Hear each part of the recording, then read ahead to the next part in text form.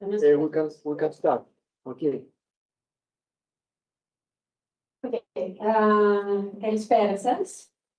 Θα το γυρίσω στα αγγλικά κατευθείαν, έτσι, για να καταλαβαίνουμε όλοι όλα. So, welcome, Professor Adriano Alessandrini. Thank you very much for coming to join our group of transportation engineers. So, as I told you before, here we have fourth-year students who focus in the transportation engineering. And we also have two PhD candidates also working on transportation-related issues. So a few things about Professor Alessandrini. He's professor at the University of Florence. He has a long experience in automated systems and sharing systems. He has coordinated applications related to these topics within the context of the project CityMobile 2, which actually run a pilot in Greece, in Trikala, if I'm not mistaken. And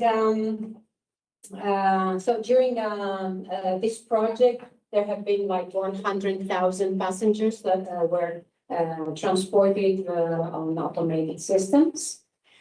He has lectured in many universities abroad from Italy, that is, like Berkeley, so it's an honor to have him here. He's now the head, along with Sylvia Ness, of a spin-off company of the University of Thessaly, TUSS, the Ultimate Sharing System, its initials. So I believe that most of his talk is going to be about this system. We also collaborate in a few initiatives, so we have been knowing each other for a few years. Thank you very much. The floor is yours. Thank you very much for the invitation and for these very kind words.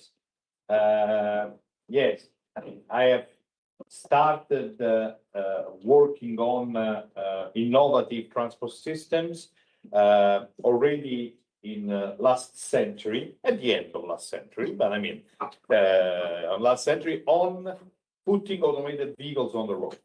Before they were called autonomous, okay? So we actually developed a proposal for the European Commission to actually make these things legal, and we always concentrating on sharing vehicles, because otherwise, if you make automated vehicles just to be individual vehicles, you will have the same problems of traffic and other traffic-related problems that you have with manually driven cars. Okay, so this was our basic idea. And then by trying and doing this, we also find out that there are a number of issues which are very difficult to solve. For example, today, if you drive your own car, whether you know it or not, you take on yourself a huge number of responsibilities, okay?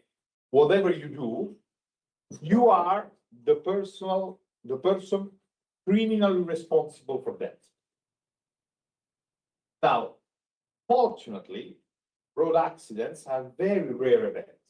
That one driver kills a pedestrian occurs every 2 billion kilometers driven. How many of us can drive 2 billion kilometers? So we can end our driving careers without ever killing anybody. But if it happens, you go to jail. Now, if you remove the driver, I normally tend to define the driver as the useful idiot. Sorry about that. If you remove the driver, who's going to take responsibility? Because today, if you ask, for example, the European Commission people working on this, they reply, well, it's going to be on the car manufacturer. Yes. But if, for example, in Italy, there are 3,000 casualties on the road each year, even if you make automated vehicles, which are very, very effective, and that can remove 90% of those, you will still have 300 casualties. Now, if these 300 casualties are all the responsibility of 10 managing director of 10 companies, they will all go to jail. every year. So it's very, very difficult to actually think of just replacing the car with automated car. Instead, what you have to do is you have to rethink mobility. And to rethink mobility, it means that you have to rethink the infrastructures in a way that you actually separate the flows and you avoid to create the conditions for the crash to happen. But also, and this is the topic of my lecture today, in terms of service. So we already have most of the tools which are necessary to move without the need of moving with our own private car. And with this, we can already do most of the benefit. Then we will see it during the lecture, there are some specific things which can only be done through automation. And these are things for which we, of course, need to investigate automation. By the way, among the many things that I am doing, we also have, we and my team, we also have a patent which basically can create convoys of partly automated vehicles. So you drive the vehicle yourself, but if you're not driving it, it's not completely automated, it's not autonomous, but you can actually join a convoy. So there will be one driver that drives up to 6 vehicles. Why? Because what we really need to automate vehicles is when they are empty. If there is nobody who can drive them on board, but we still need to move them, in that case, we need them to be automated. And as it can be very, very costly to rethink the entire infrastructures of a city so that automated vehicles are safe, you can actually move several vehicles at once with just one professional driver, and this will help redistributing vehicles where they're needed. But let's go back to the topic of the lecture, which is how do we actually dimension and manage advanced sharing and on-demand services?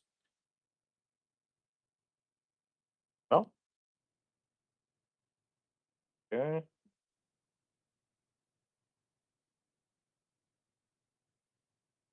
Yeah, I can do it. I am there. Yes. So let's start from public transport. Okay, we already have public transport, we have trains, we have tramways, we have metros, we have even buses that when they are all well organized in corridors, etc., we normally tend to call bus rapid transit. Okay, so we already have things that can work. And if you go to the center of London, to the center of Paris, most of metropolitan area of Tokyo, actually public transport does work. And it works very well. You know, public transport is the preferred choice of 80% of the Parisians, 90% of the Londoners. So it does work. But where? It works in city centers. Why? Because you need to have a very great demand concentrated at the same time in few corridors. And this way you can create transport service, very effective, that can carry many people at the same time. For example, the RER, or how they say it in French, RER, A, in Paris, it is designed to carry up to 100,000 passengers per hour per direction. They don't reach 100,000 really, but they're over 60,000. They have peaks of 80,000 passengers. Now, you can imagine 80,000 passengers at the same time, at the same stop, in the same direction. I mean, that's a huge amount of people. And actually, this is very, very effective because this way you can have one long train, 12 coaches, passing every minute and a half. So this is something incredibly effective because I just go to the stop. I don't care. I don't have to book. I don't have to do anything because every minute and a half, there is one train that passes. But what happens when we are outside of these main corridors? Because there is where public transport cannot work very well. Because if I have to carry just few people dispersed on many different places, what is the traditional public transport technique for low demand area? you create what are called the desire line. Okay, so you basically see where people would like to go to and from, and you create a very windy one-line bus roads that goes and pick everybody up. This is a very slow bus. And being a slow bus, it's also very infrequent. And by being slow and very infrequent, it's not very effective. And therefore, people tend to choose other modes. We have the example of Studi, which is, for those who have never been in Florence, it is just north of Florence. It's a small municipality, but really integrated inside Florence. But it's 50,000 inhabitants, so it's not a small municipality. And they have so windy public transport routes that people prefer to walk rather than take public transport. And if, despite being the terminal of the tramway to Florence, the modal share of Studi is 90% of the trips made by car. And this is because making effective public transport where demand is dispersed is very, very complex. So how can you do it? Well, you can do it, for example, responding with on-demand services, okay? So, what are on-demand transports? They do not follow pre-assigned path of timetable. They respond to the demand of the users. They have been in existence for a very, very long time, long before the smartphone. Okay, I know you're all too young to remember life before the smartphone, but surprise, there was a life before the smartphone. Okay. You were used to call a transport service. There was actually, it's called call because you actually had to make a phone call. You called a call center. There was no artificial intelligence at the time. There was an operator, an actual living operator responding. You actually said when you wanted to start and where you wanted to go. And the call center actually registered your request. And with it,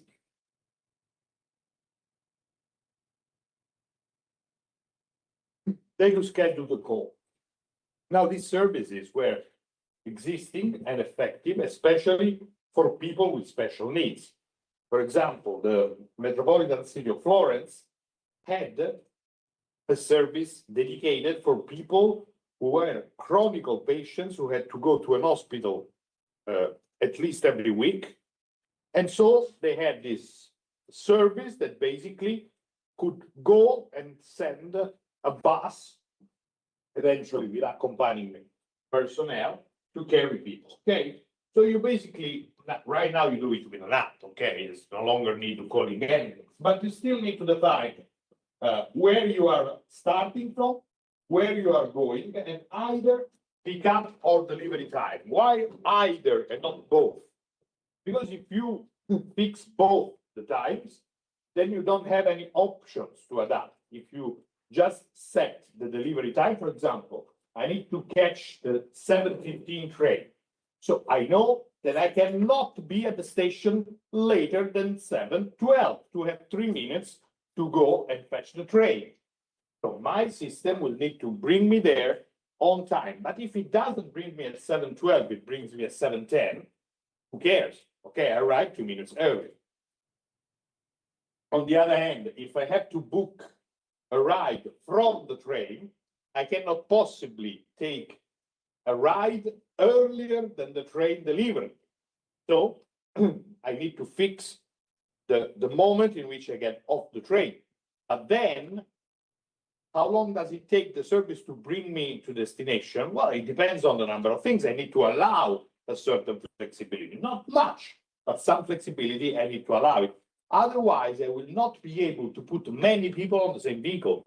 Because if I get out of the train at 7:15 and I start with my on-demand service at 7:15, and it takes only 5 minutes for a direct ride, and I pretend to be there at 7:20, it means that the vehicle cannot make any longer route to carry anybody else, okay? If instead I allow to be there at 7:22, just 2 minutes later, that can be enough to accommodate more passengers. Okay.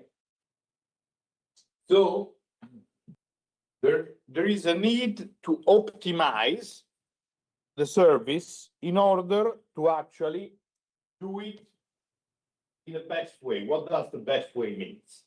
So we are all engineers, so the best way means that I need to put a cost to any inefficiency.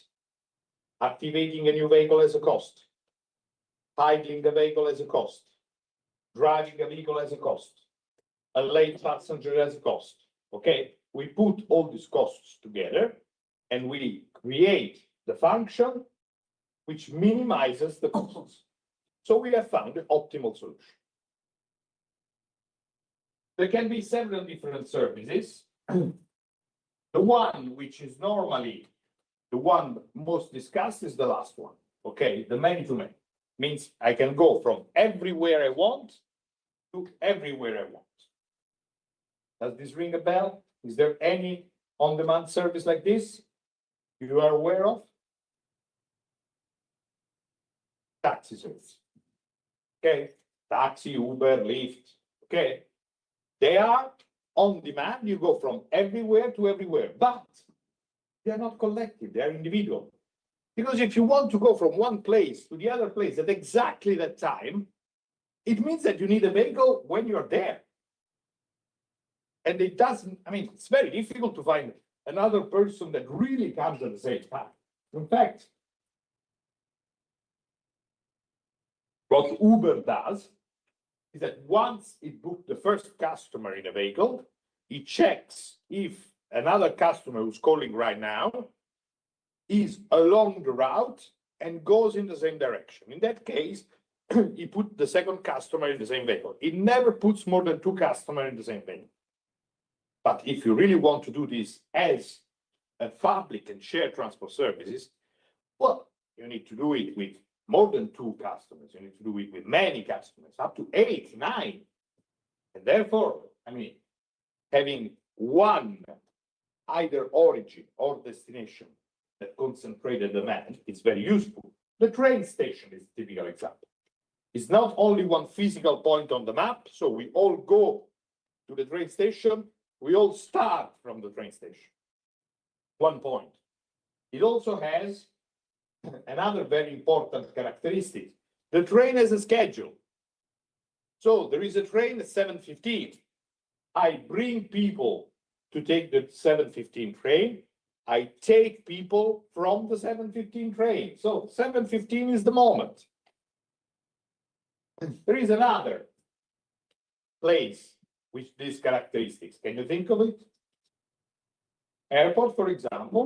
What else? Besides transportation hubs. Universities. Because you all start lectures at the same time, you all end lectures at the same time. In fact, when I will be presenting some of the early results of our TUSS service, the ultimate sharing service, I will show you that we first had our demonstration in a train station, well, starting from the train station, and the second was actually with the university. Actually, if you combine the many-to-one and the one-to-many, you can actually have a many-to-many with a stop in between. So if I want to go from one place to another, I can still do it. I just have to pass through the train station or through the university. It is not very straight, but it can be very convenient.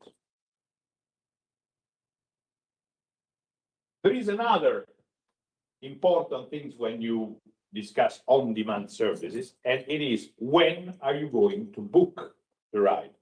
It can be advanced, so you do it beforehand, or it can be immediate. So you only ask it when you need it. Again, typical Uber, typical taxi, you only call it when you need it. And then they can respond to you, sorry, no cars available. It happens.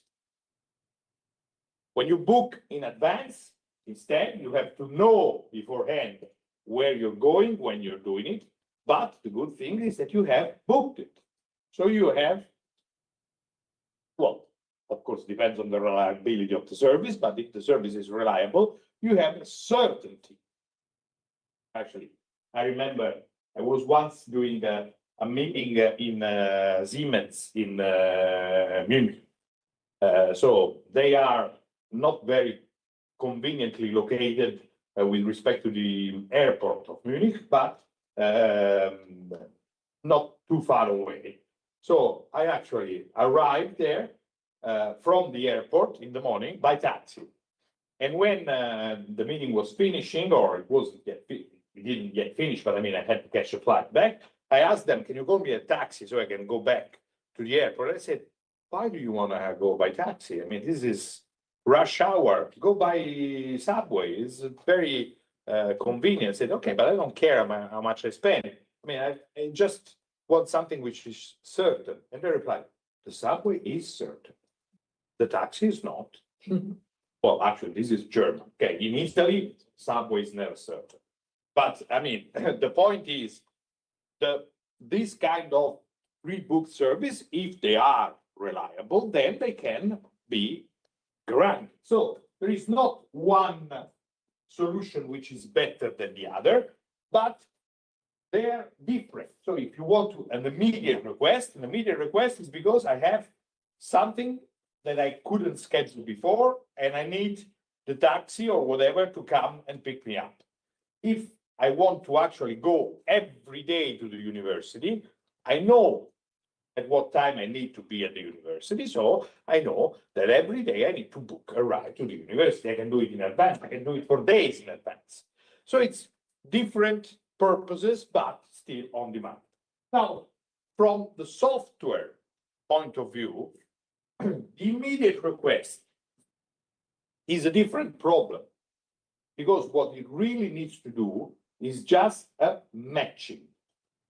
So it has a number of vehicles, it knows the position of the vehicles, it needs to create a routing for all these vehicles to pick you up and bring you to destination, and then it selects that one which minimizes the costs, okay?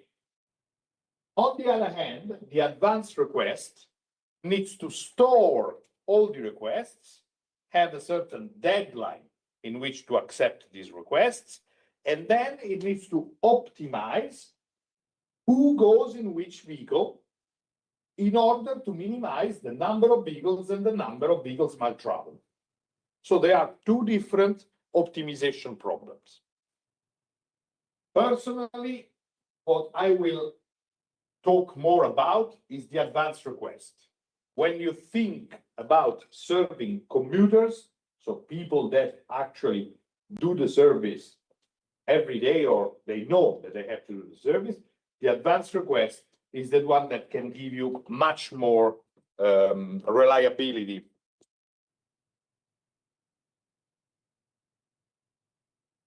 So I know I tend to talk about me and myself a bit too often. I'm sorry about that. But let me go through the first on-demand service I implemented. Okay, it was 2014. At the time, I was still teaching at the University of Rome. And probably not all of you are aware, but in 2009, in the center of Italy, there was a huge earthquake. The city of L'Aquila was almost entirely destroyed.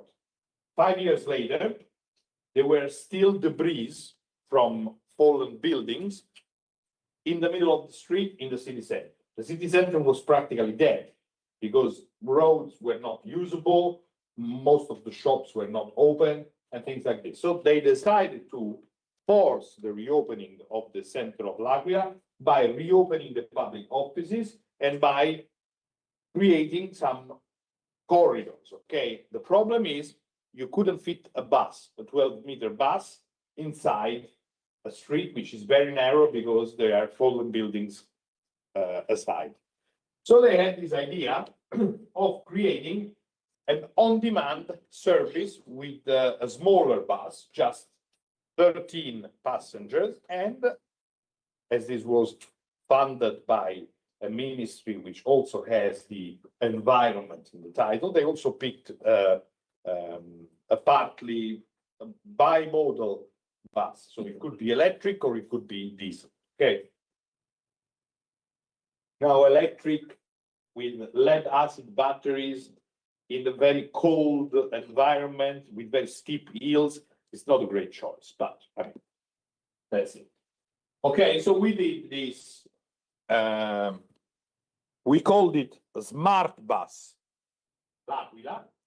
What we did is that we picked some of the stops of the old bus network, and we said, okay, everybody wants to go from any of these stops to any other of these stops, they need to book and go, and then they can use the service.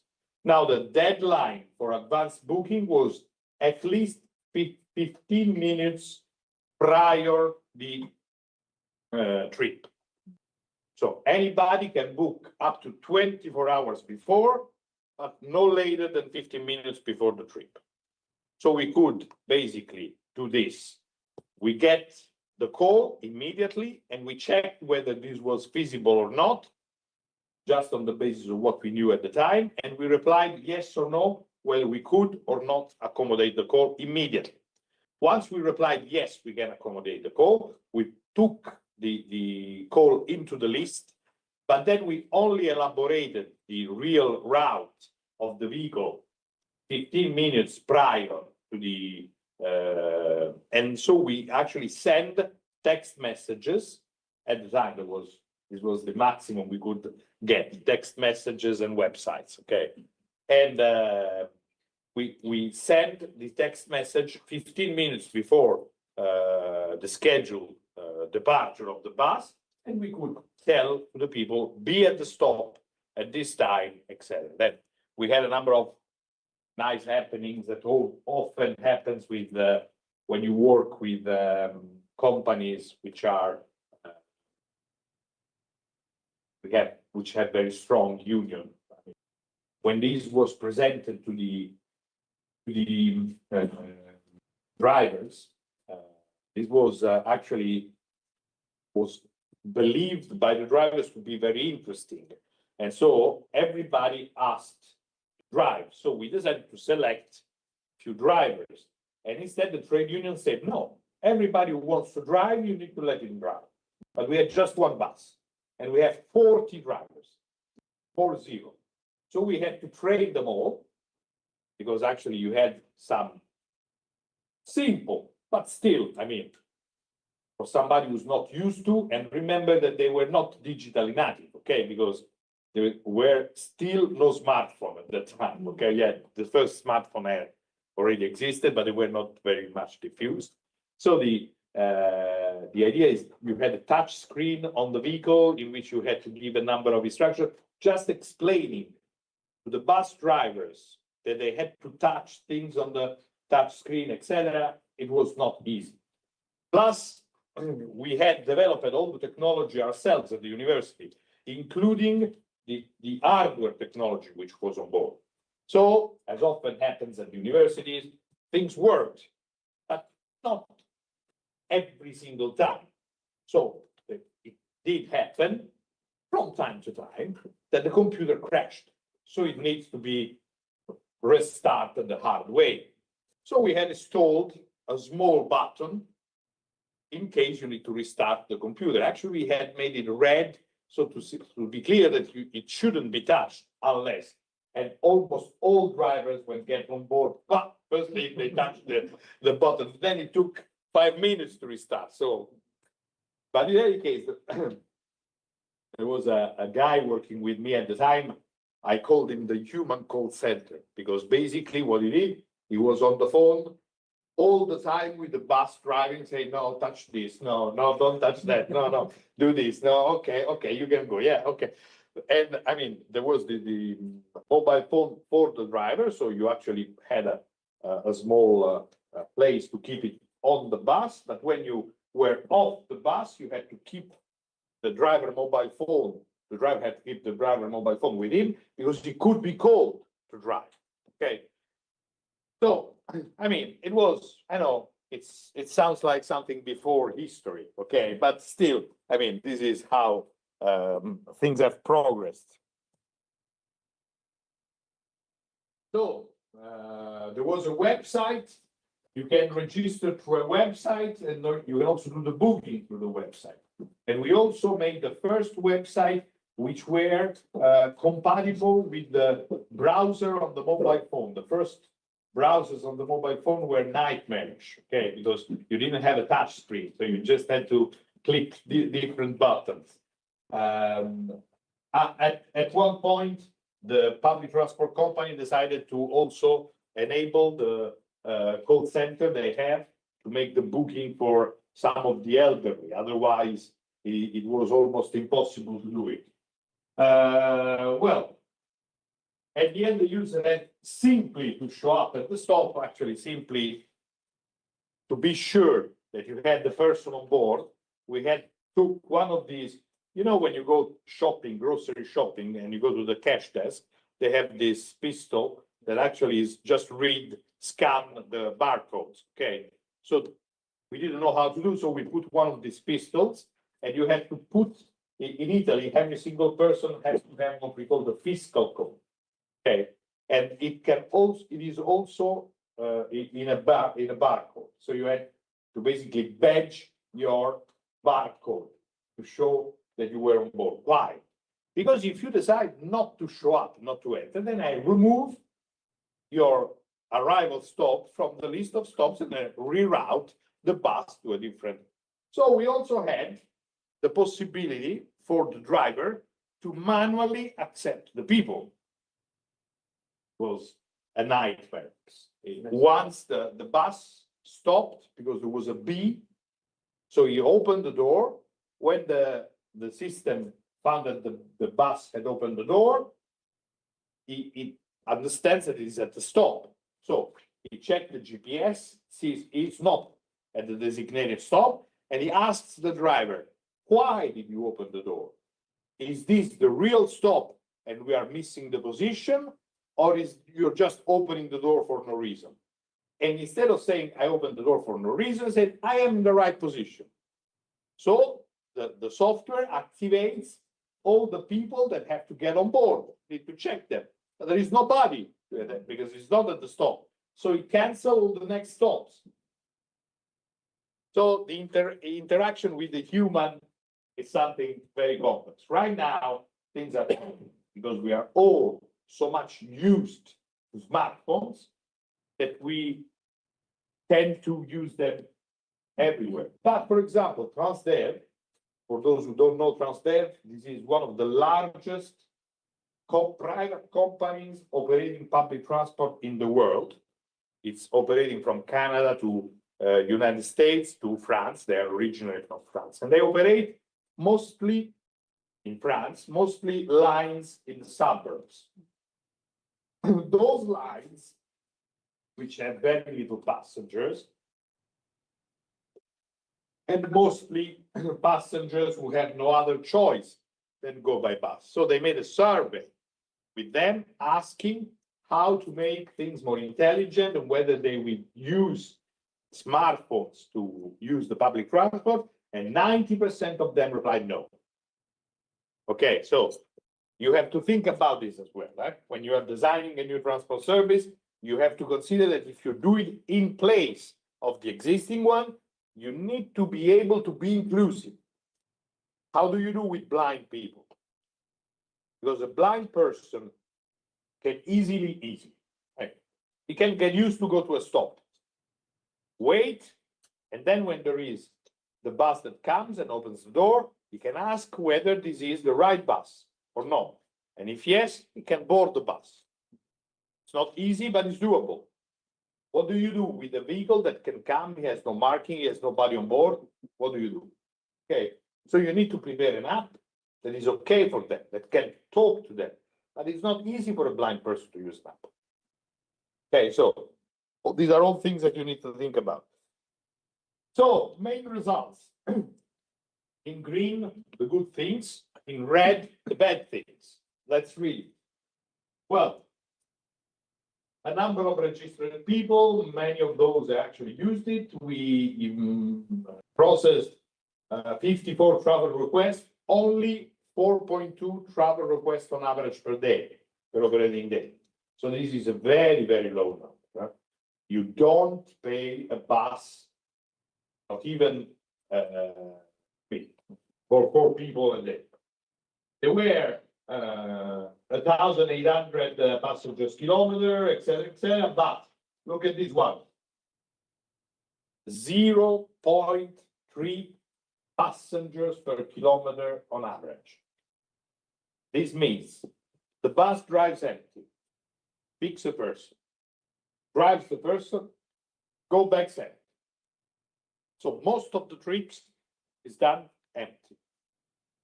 Doesn't work. However, waiting time, less than a minute.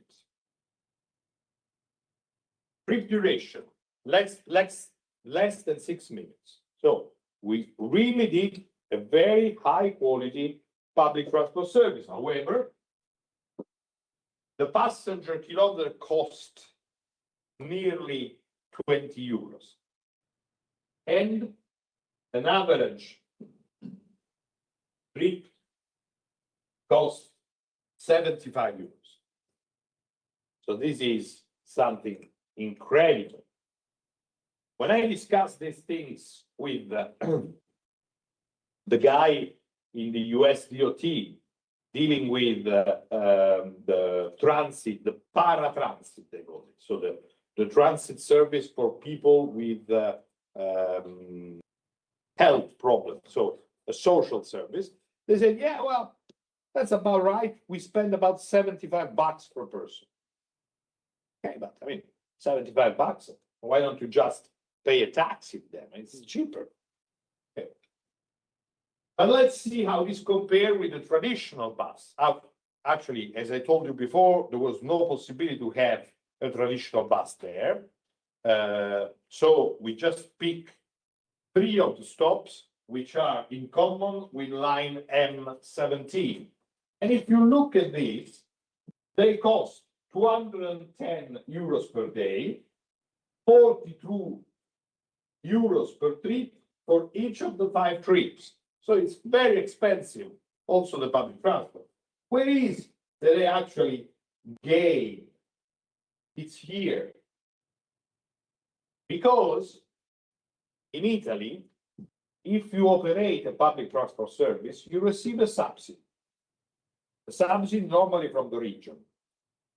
But this subsidy, it's in the range between 95 euro cents and 1.9 euro per kilometer, per bus kilometer. They don't care whether the bus is full or empty. If it operates empty, you still receive the subsidy.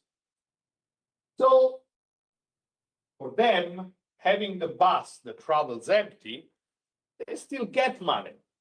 If on the other hand, you have a bus and you keep it, stop it at the terminal, waiting for the calls to come, you don't get money because the bus is stopping. But neither of the two work.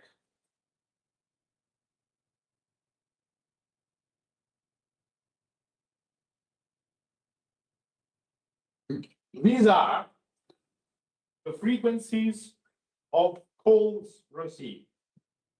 Most of them are in the 1 hour of the morning peak. You see that as we expected, the afternoon peak is much more spread over a longer time, with a concentration on a specific time of the day, because this is when the interurban bus leaves L'Aquila. Okay, so people working in the city center of L'Aquila and needing to go home to their villages with the interurban bus, they need to get, and all they need to be at the interurban bus terminal at 4. But all the others, you see, they are spread. Then you see that there are times in which there is simply nobody calling. So one option can be that you actually don't do any service when there is nobody calling. It means you don't even pay the driver. You just have the bus parked there. But then what happens if somebody really wants the service? That you have no service.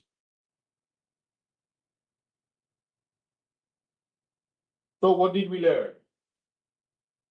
The problem is that the service was active even when there was no demand, and the driver is paid and kept reading the newspaper for most of his working day. The problem is that he even gets bored of reading newspaper.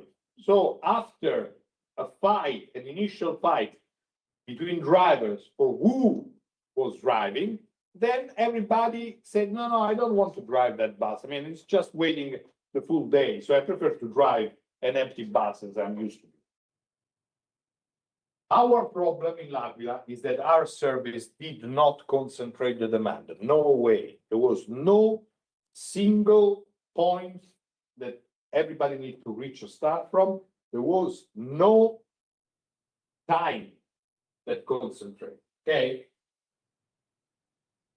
The other problem is that if you want to make a service in an area which have already a low demand, because I mean, the center of L'Aquila, yes, it was open, but it was still, for the greatest part, destroyed.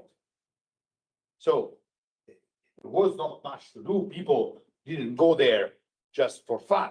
Actually, it was a pain to go to the city center and see everything falling down in ruins, etc. Okay, right now, L'Aquila is back in shape. It is the capital of the culture in Italy. They are organizing events, cultural events.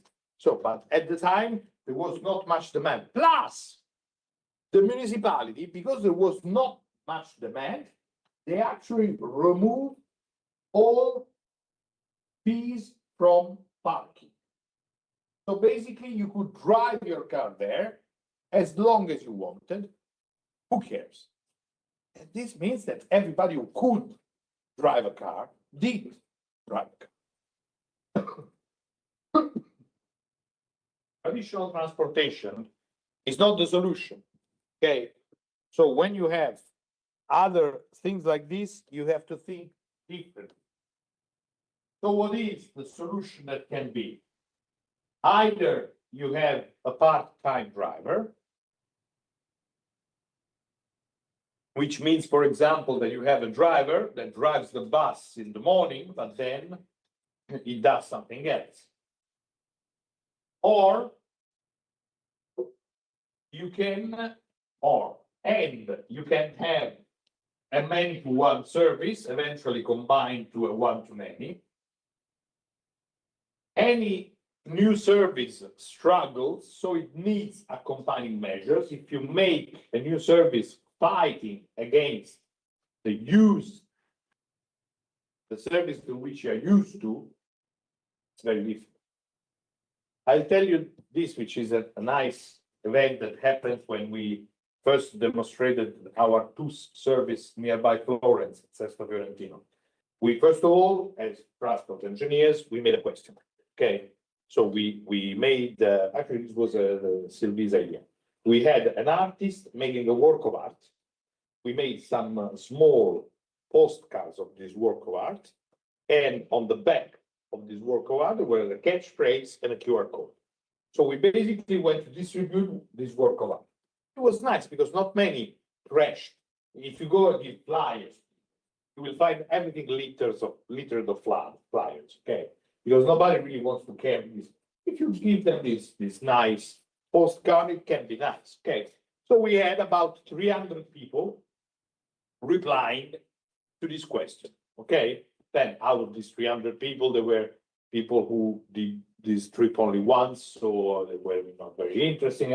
But okay, out of the few tens, let's say more than 100, that were interesting responses, there was one lady which was very positive about the service, and in the open box at the end of the questionnaire in which she could leave comments, she said, "This is the most beautiful initiative you possibly made." because this is exactly what Sesto Fiorentino needs. You really need to get forward and do it, okay? Among the other questions, we had asked whether they were ready, they were available to be contacted again, and in case, we asked for the phone number and the email. She left both. So we sent her an email when we started the service, inviting her to try the service, and she didn't register. So after some time, and after some few emails, we called her. I said, do you mind giving us 5 minutes of your time? We'd like to make a face-to-face interview. She said, no problem. So we met at the station and we asked her, I mean, you said that this was the most beautiful thing. Why didn't you even try it? I know, I still think it's the most beautiful thing. I don't need it. Well, why don't you need it? Don't you go every day by train? Yes, I do. Okay, how do you go to the station? Oh, my husband drives me. Okay, so you catch the train at 6:30 every morning, and your husband drives you because he catches the train as well. No. Okay, so he goes to work and it drops you at the station. No, it comes, it wakes up only for me. Really? He wakes up at 6:30 to carry you at the station every single morning. Yeah, he likes it. So, I mean, maybe we did ask to the wrong person. We should have interviewed the husband, I don't know. But I mean, the point is, if you are used to a transport service, however inconvenient can be, however troublesome, you're used to. And therefore, changing is always something very good, especially if you change from your private car, in which you consider a sort of your space, to something different. Okay, so it's very difficult to compete against existing services. Therefore, whenever you implement any of these new services, you also have to think to a number of accompanying measures that can be of help. For example, if you do as they did in L'Aquila, and put free parking together with the bus, then, I mean, why don't you do free parking at the terminal of the bus? And then you have to make last mile with the bus. And this is something that can actually encourage people to do. But also, other things can be useful. For example, you can have certain areas in which you get direct access with these shared vehicles, buses, whatever, and other areas that are open to private cars, which are more difficult to reach or less close to destinations. So you can rethink the way of introducing the different. One final word. If you really want to do a last mile service, you need to integrate it and well with the traditional and conventional transport service, which on its end needs to be improved and become really attractive. So it does make sense to have last mile services if you have a very effective main transport service. So if you have a very frequent train, frequent and fast, last mile is the missing link. You need to have last mile and you solve all the problems. If on the other hand, you have an infrequent train, a slow train, a dirty train. What happened? No, it's okay, it's okay. Oh. Maybe the microphone. Maybe I shouted too much. It tends to happen with my voice. Even if today I have a problem of a cough, I tend to have quite a booming voice. I'm sorry about that. I'm sure that when we finish, you all go outside to decompress the shout. And you were not there when I was used to sing, huh? Because I was used to sing on my colleagues were really going crazy because at some point I started singing during work. Okay. What I was saying. So main public transport is also key. No last mile service is self-sufficient. Okay, everything needs.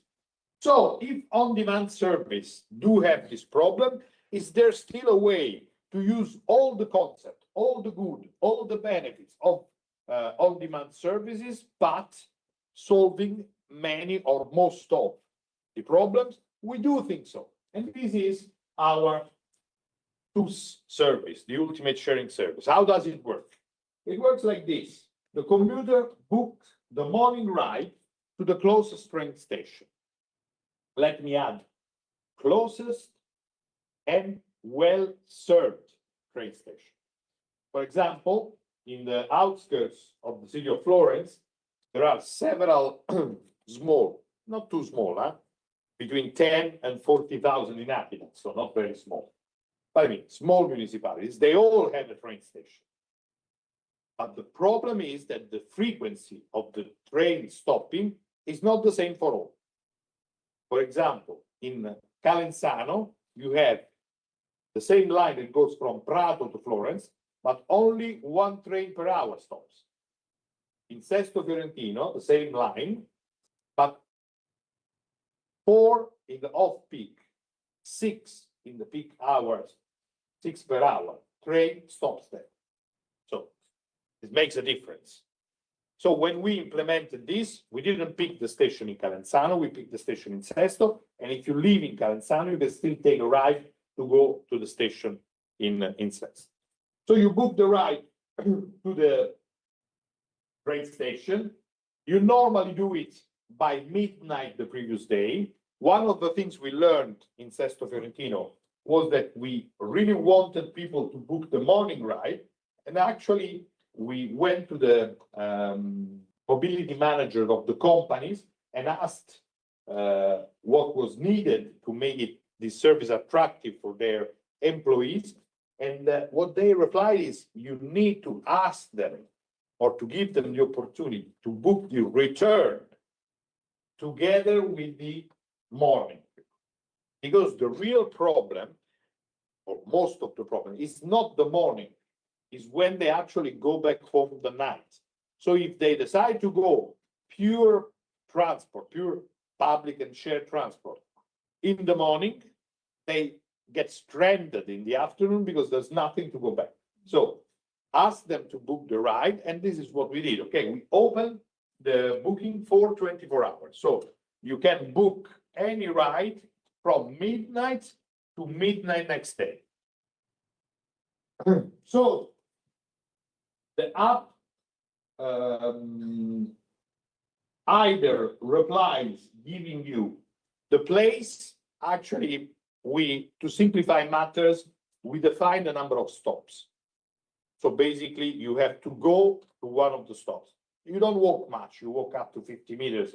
But this was easy to make people understand. But in principle, you can ask for the vehicle to pick you at home, and the app would be telling you, okay, I don't give the vehicle the possibility to pick you at home, but walk these 10 meters, okay, and find yourself at this crossing.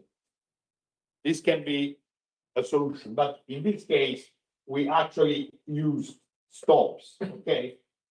And so the apps either gives you the stop and the time to be picked up, or it gives you where the position where the vehicle is parked and you drive it yourself. So then the app becomes Google Maps with its navigation tools and drives you not directly to destination, but to collect other people. Okay. Then we had to have a tool implemented for which there must be an handshake between the Bluetooth of the new passenger and the Bluetooth of the driver, because they need to recognize each other in order to be sure that you are on the right vehicle, but also in order to be sure that I'm picking the right person. Because the problem can be that somebody else can decide to get on board, and you might actually not let the right person on board. When we implemented this for the students at the University of Florence, it happened that there was somebody who was entrusted with the driver task, and then he asked his friends to join him on the car, and then there was no longer room for the other people he had to pick up. So we had to implement this. I will also tell you that we have seen things tremendous with actually 11 students on a vehicle of 8.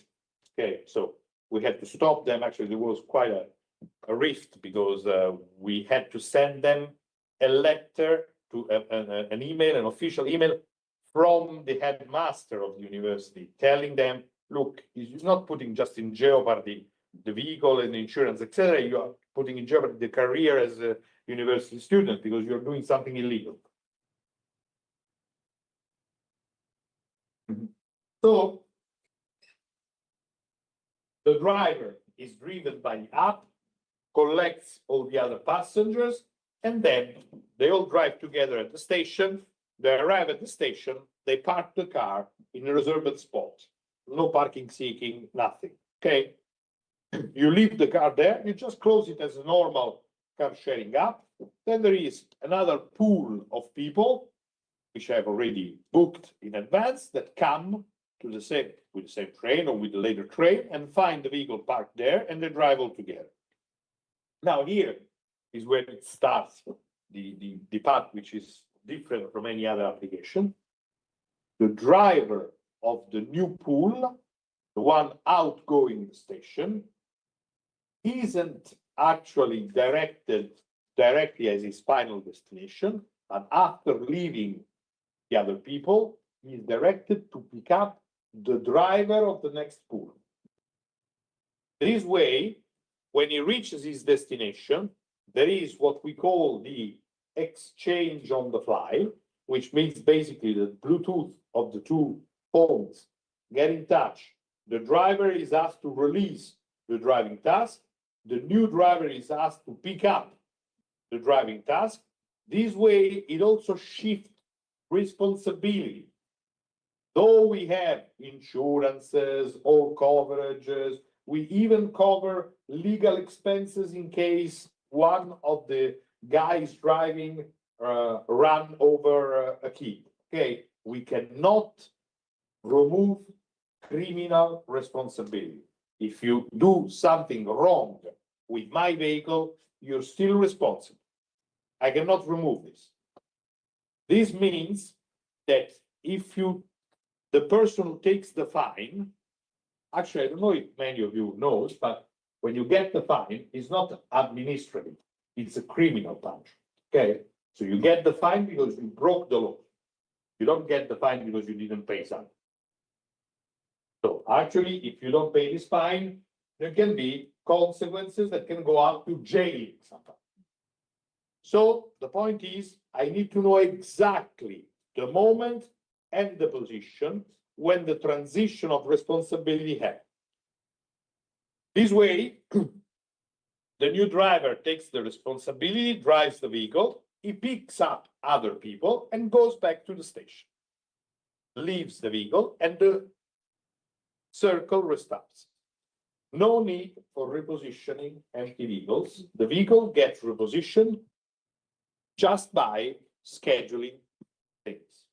Now, of course, you need to have some conditions. So, for example, you need to have at least one person getting off the train, going to work in the area, every 8 people going from the residence, 8 if you have a vehicle of 9, okay, but otherwise, I mean, the size of the vehicle can, but you need to have some counterflow demand, because otherwise you cannot reposition the vehicle on itself.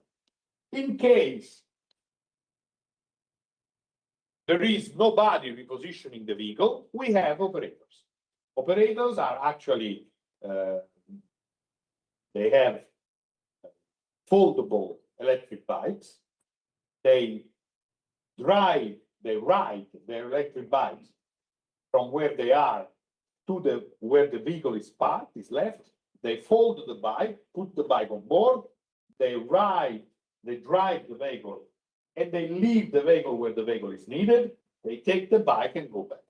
Okay, so you can reposition empty vehicles a few times every peak hour. If there are too many repositioning, and this happens when the demand is fairly unbalanced or when the destinations and the hub are very distant. You can drive up to 5 kilometers. 5 kilometers, if you drive to an average of 20 kilometers per hour, it means a quarter of an hour. If instead of a quarter of an hour, I take 20 minutes, it doesn't matter, okay? If on the other hand, I am 10 kilometers away and I drive half an hour, if instead of half an hour, I drive 40 minutes, not many people will use the service, okay? So this means that when the station is too far away, more and more often becomes necessary to reposition empty vehicle. And this is when some automation can come at hand, because repositioning empty vehicle through automation is useful. Now, it's about 1 hour that I'm talking. I am finishing the first, and I think the most, I don't want to say interesting, it's everything interesting, but I mean the basic parts, and I'm getting into the specific technical part of dimensioning a transport service. Now, first of all, do you have any questions? Please. As I say, the service, in order to be efficient and scalable, it has to have this continuity and this demand. So, and in case there is a less density of demand, then you have to reposition it with this service, so it becomes more expensive or less sustainable. So I was wondering if, in theory, TUSS, I don't know, TUSS is competing over the previous well-established modes of transport, since it operates within high demand areas. We don't go to high demand areas. We don't go to the city centers. Simply because when demand is too high, it doesn't make sense to send 3 vehicles of 9 people when you can simply send 1 bus of 30, okay? So even right now, for example, we have a trial which is due to start in days between the station of La Strassigna and the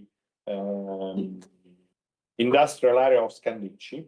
And what is happening is that there are nine companies with more than altogether 2,000 employees that all have the same start working window between 8:15 and 8:45, okay? And the main problem is that these people will basically come, not all of them, but I mean, about 50, 60 of them, will all come with the same train coming from Pisa. So you will have 50 people at the same time, at the same station. So instead of sending 6 vehicles of 9 passengers, what we are discussing is with a bus operator to send the bus. Because it's even paying the driver, the bus needs to be driven by a professional driver, okay? So when you send the bus, you send the driver. Even when you have 50 people, these 50 people, I mean, some part of the fare is paid by the company, some part of the fare is paid by the persons themselves. The cost is €1.35. Now, the cost of the public transport ticket per in Florence is €1.70. So it's less than the cost of the public transport. So you pay €1.35, and you actually get this coach, not a bus, a coach, so comfortable, everybody sitting, that picks you up at the train, and it even waits for you in case the train is late, okay? And it brings you to the station. Now, this means that we, more or less, this service, it's less than 5 kilometers, will basically get us 60 euros, we will need to pay 45 for the rental of the bus and the driver. So we're still in the margin. We don't get much once we pay taxes and everything. We don't lose money, but we don't earn much. But we still think it's more convenient to have when there is high enough demand to concentrate people in one single large vehicle than to send many different ones, okay? However, you are perfectly right. The point is, we don't go to areas where the demand is very dispersed in time, and we still are in areas. This is the reason why I say urban peripheries. Because if you go to the countryside and you have to drive 10 kilometers to find a bus, there is no service that can actually work well, financially, yeah? So we will not compete against high quality public transport, but we will compete against poor quality, heavily subsidized public transport. From the projections, I don't have yet figures that can guarantee that the service will indeed perform as we have designed it, and that we will get the money we expect to get. But if simulations are correct, even with a very initial low penetration demand for the services, we still can break even. We don't gain much money, but we still can break even. Then, of course, if out of the 2,000 people that go go to work there every day, instead of having 100 that go by public transport, we had 500 that go by public transport, we can, with the same vehicles, do much more and then get much more money. But even with a very initial penetration, we should be saying, okay, we will see what I mean. The one thing that I can say with this is that we were very surprised by the occupancy rate. Actually, maybe I shouldn't need to explain this, but the occupancy rate is the one indicator that sums them all. Less people you put in a vehicle, more it costs, because more vehicle kilometers you need to make, and your money goes in the vehicle kilometers, fuel or energy goes with it, the number of vehicles goes with it, the maintenance of the vehicle goes with it. So, I mean, the more you increase the vehicle kilometers, the more you pay. On the other hand, revenues comes with the passenger kilometers. So as the occupancy is the ratio between passenger kilometers and vehicles kilometers, the higher is the occupancy rate, the more you have expectations to get enough revenue, okay? But also, this is a very interesting indicator because also the others, the social indicators goes with it. If you increase the vehicle occupancy, you decrease the probability of accidents. If you increase the vehicle occupancy, you decrease the energy consumption, the space consumption, the congestion, okay? So this is the one indicator that, to use an American expression I don't like, is the silver bullet, okay? For those who don't know, silver bullet is the one bullet that can kill werewolves. Okay, so when you have the one shot that can solve it all, they call it the silver bullet. Okay, so you know which is the average occupancy today of road vehicles in Italy? 1.2. 1.2 is incredibly low. If you ask to Professor Kornhauser from Princeton, he say that this 1.2 is a lie, because it includes 2 people when the mother brings the children school, and one person when she goes back, but actually she's just a driver. So the driver shouldn't be counted as the one person, because the real person that needs to go to school is the children. So actually that vehicle is not 1.5 occupancy. is 0.5. Okay, even if we don't consider this, still 1.2 is incredibly low. When we did our second demonstration of TUSS with the students at the University of Florence, we actually had an average over 6 months period, an average occupancy rate of 3.4. Nearly 3 times as a car, 30 times, 30 something times as the bus in L'Aquila, and this 3.4, I mean, the students didn't pay so. But if they had, even at 65 euro cents per ride, which is the one that for that specific area we would have picked as the fare, it would have been enough to cover all the costs. Okay, so I hope I answered your question. Yes. Please. So I'll try to pose my question is the best way possible. So TUSS is an application that was available for the Florence students, for the University of Florence. And who was driving the vehicles at that time? The students themselves. The students themselves. And was the app navigating the student that was a driver to specific routes? So to pick up suggested. Yes, in theory. Yes, in theory. In practice, we had a lot of problem getting the app, at least this part of the app, to work correctly. Now it is working correctly. I mean, we had a lot of problems doing this. So most of the times, there was a guy, Marco, who is working with us, who had his personal mobile phone that was distributed to all the students. So at whatever time, even at night, he was called by students saying, "Ah, listen, I forgot to make the reservation. Can you add me?" Or something like that, including, my app is stuck. I don't know where to navigate. Where do I have to go? So we can actually go to and say, okay, you have no other person to pick.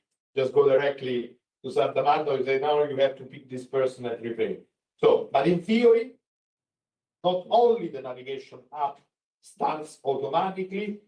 If you are the driver, as soon as you say, okay, I am close to the vehicle, I will unlock the vehicle, actually the app make the phone communicate with the Bluetooth in the vehicle and can actually check that you are actually there.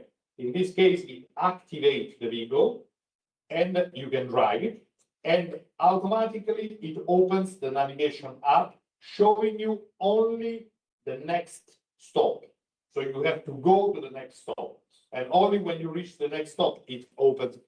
But also the navigation app and the software on board of the vehicle check that you're following the route.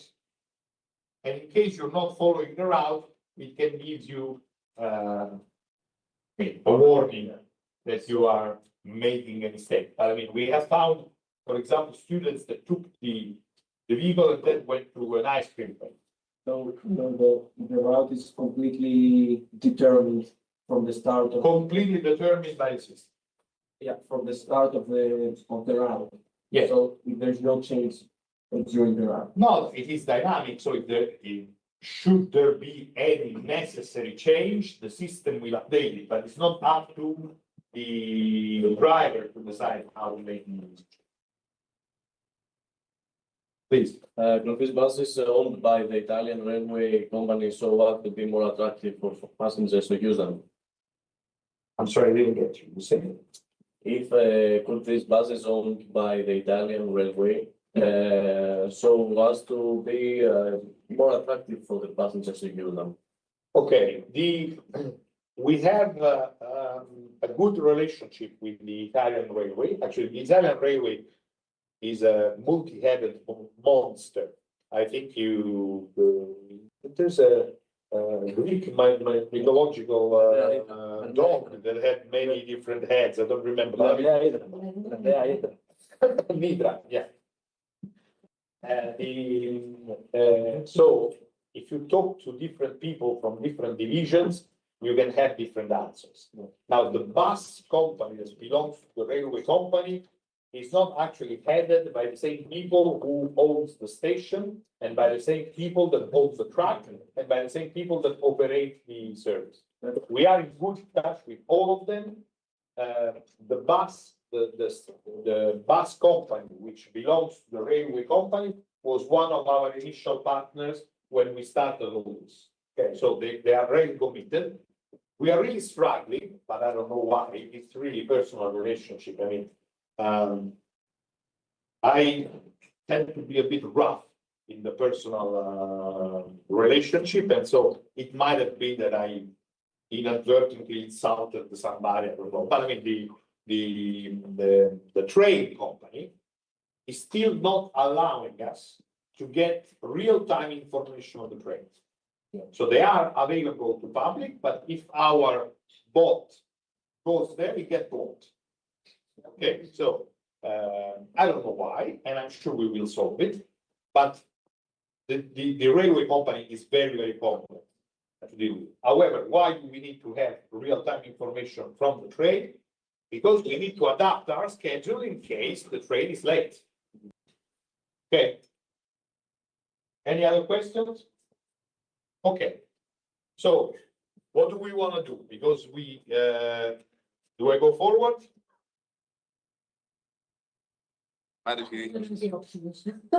Well, I mean, we can discuss a bit further about this, or we can try and have a look at what's coming next and see whether this is too much technical details.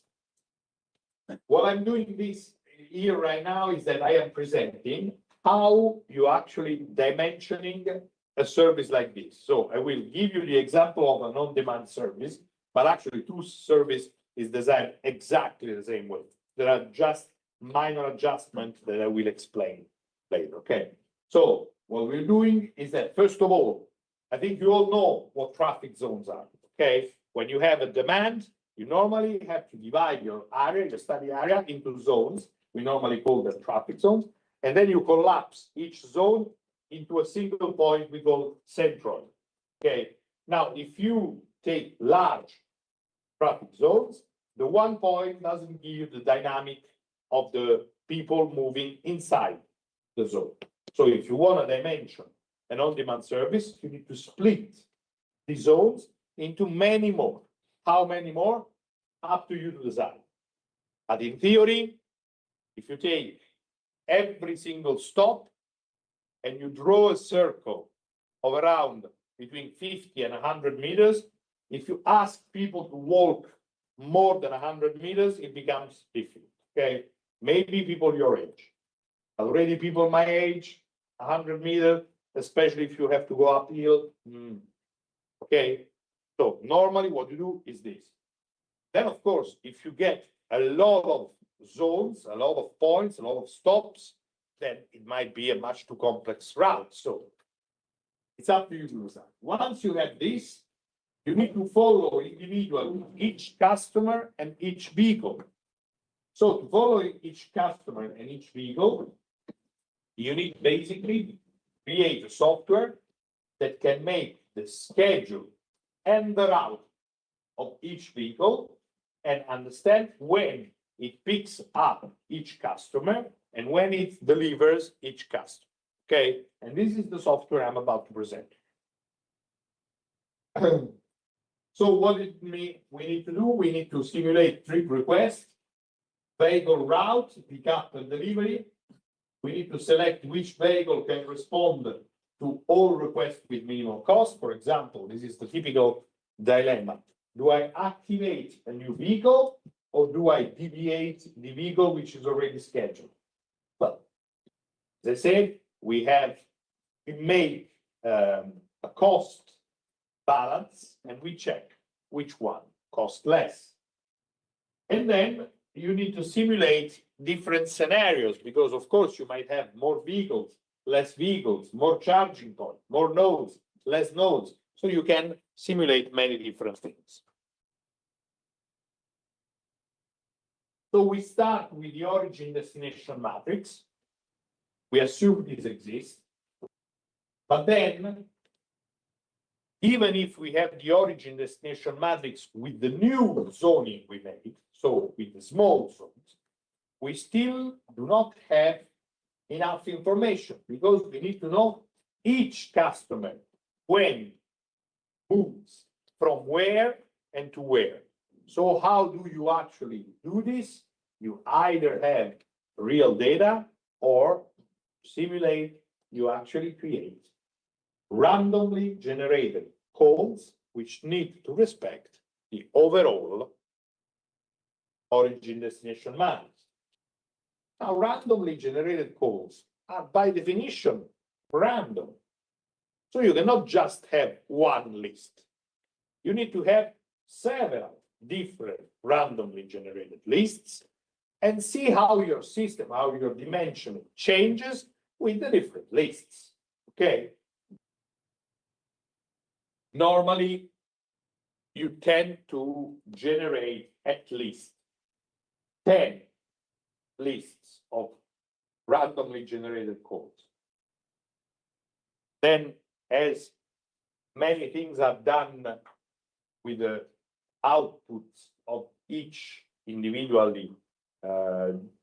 list, there can be lists which are very similar one another, lists which are more different. So what I normally recommend my students is take the one that gives you less vehicles needed.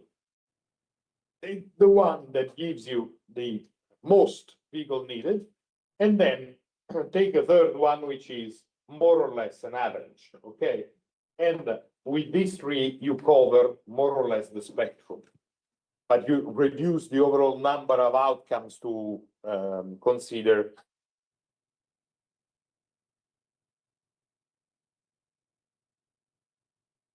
How do you solve the problem? Well, if we were at information science engineering, they would probably respond with algorithms that are exact. What it means exact? It means that they can really find the optimal solution. So mathematically, an optimal is when you make the derivative and you find out the one that gives you the minimum that this function reaches. Okay? Spoiler, it doesn't exist or is too complex to be achieved. Okay? So what we normally do, we use heuristics. Heuristics means that we try different solutions and we find out among the different solutions the one that gives the best options among those that I can consider. Constructive, meliorative, and two phases algorithms are different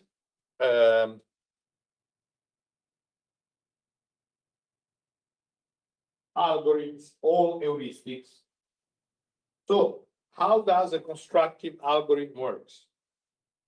It takes the first request. And of course, the first request is attributed to the first vehicle. Then it processes the second request and checks whether it is more or less convenient to put the second request in the same vehicle, or if it's better to activate a second vehicle. Then, whatever is the outcome, you get to the third request and you process whether it's better to put it in the first, if the second was already activated, put it in the second, or activating a third one, or in the other case, if it's best to put it in the first, or activating a second vehicle. Okay. Now the problem is that depending on the first choice you make, this can actually change also the second choice.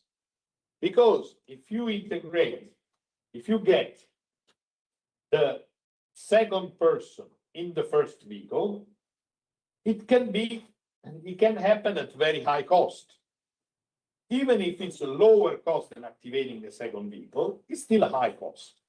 This means that when you get the third person, you can have the third person that go on a second vehicle, but it would have been much less costly to actually move the second person to a second vehicle and have the third on the first vehicle.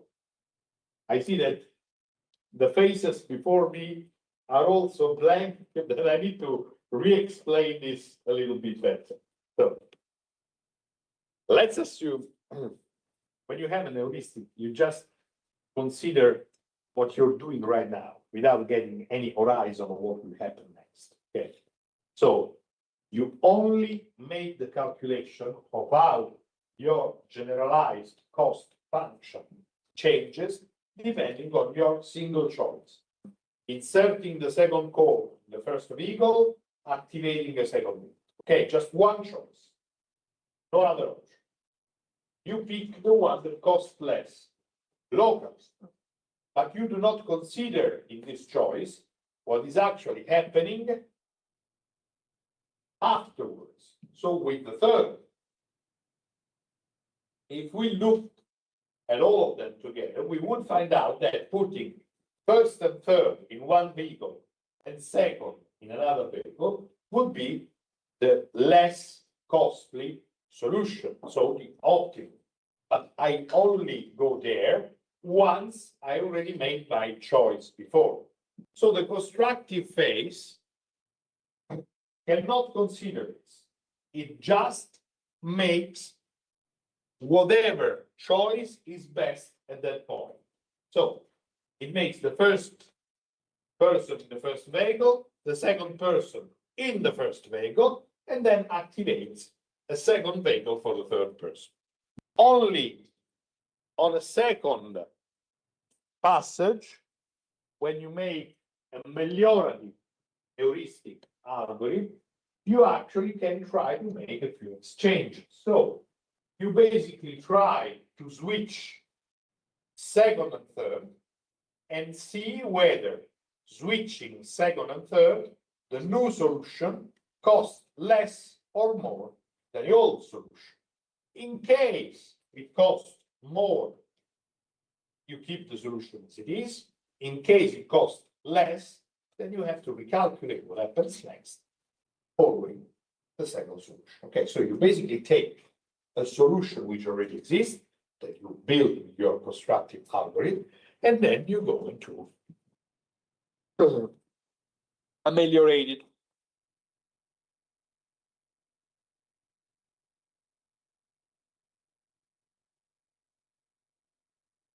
This one is another approach, completely different. I would also say it's the one I love best, but it's not the one that we have actually used. So I will just explain it briefly, but then we will go back to the first two that are the one that actually I used in the algorithm I'm presenting. Let's assume that you have calls coming from the same train station at the same time and needs to go in different areas of your in different places. Okay, then you have this train, then you have another train, then you have another train. So the first thing you can actually do is to cluster the calls only among those that come with the same train. So if I get out at the train at 7:15, presumably I will start with the same vehicle of other people that came with me in the train at 7:15. It doesn't make sense that I have to wait for people coming with the train at 7:30. So I already made a cluster. I selected a smaller group of people. Then, if I have less people than the capacity of one single vehicle, the next problem is simply a routing. I put all together the people coming from the same train, they are in the same vehicle. I just need to make the routing of the vehicle, so to deliver the people with the same train so they came with the same train, with the same vehicle, at a different destination. In case I have more people than the capacity of the single train, then I have another cluster, which is basically group the people depending on their destinations. So I have what is called the geographical cluster. So I put all the destinations which are close by in one vehicle, all the destinations which are close by one another in another vehicle, then I make two routing. Okay. This is specifically well suitable for the one-to-many and the many-to-one problem, much less for the many-to-many.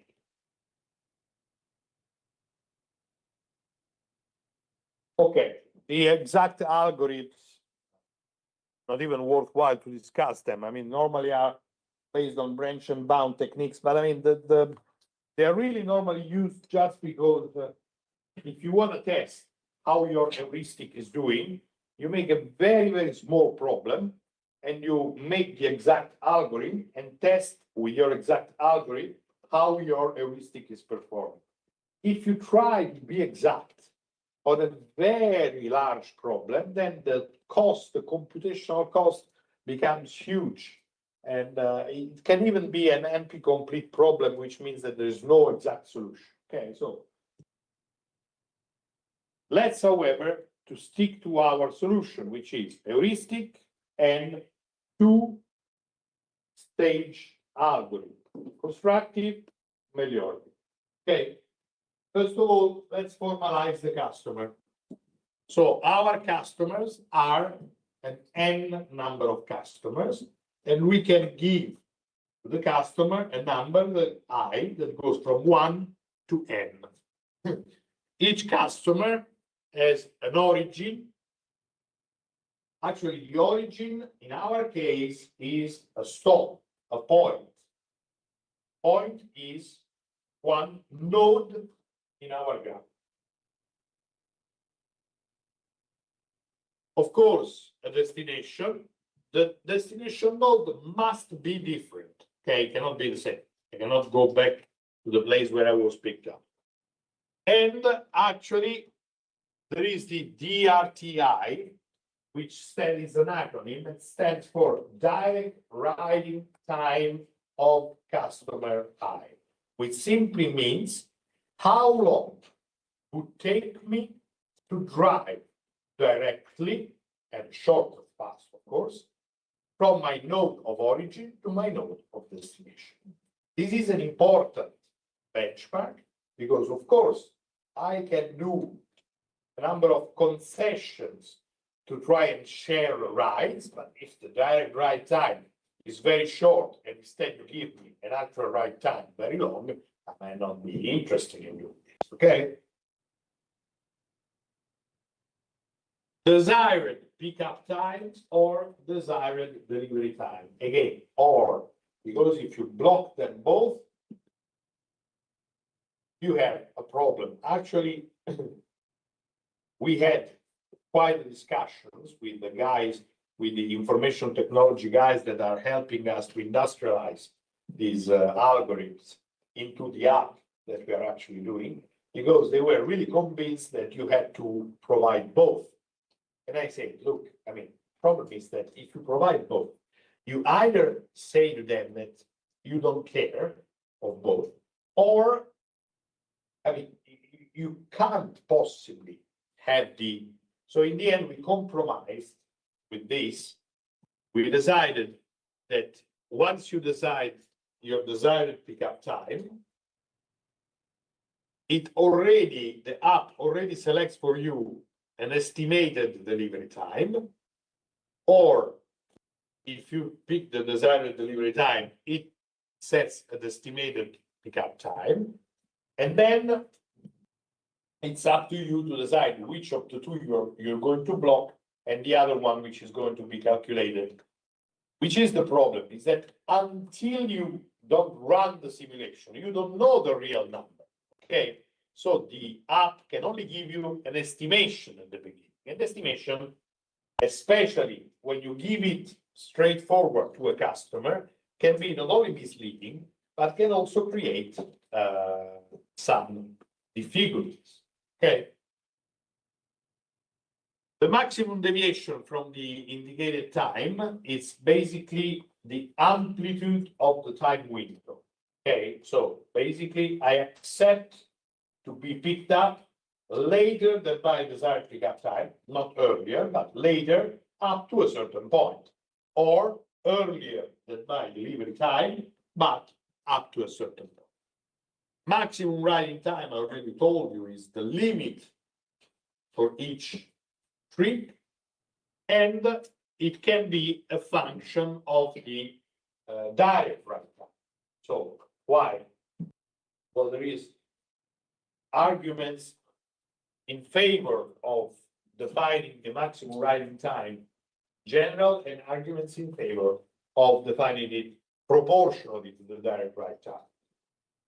Those in favor of the being proportional to the direct ride time says that if I have a very long trip, if I go in proportion to this long trip, I can have a much longer deviation than in the other case. Those in favor of being proportional say that if I just block the added time, if I have only a 5 minutes ride and I add 10, it will be much more inconvenient than if I had 50 minutes ride and I just add 10.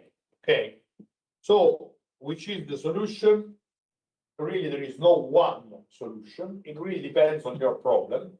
If the times, the riding times are short, so you're actually using this for last mile services, my personal approach is I prefer percentual increase, so something which is compared with the direct ride time, and it can even be large. So if you have a riding time, an average riding time of 5 minutes, you can have an alpha, which is the coefficient between maximum and direct, of 200%. So you can accept to double it. The other point is, do you have any special needs? So are you a traveler with special needs? So wheelchair or something else. For example, we are doing with the municipality of Florence, we are doing an implementation of the MAS. You know what MAS is?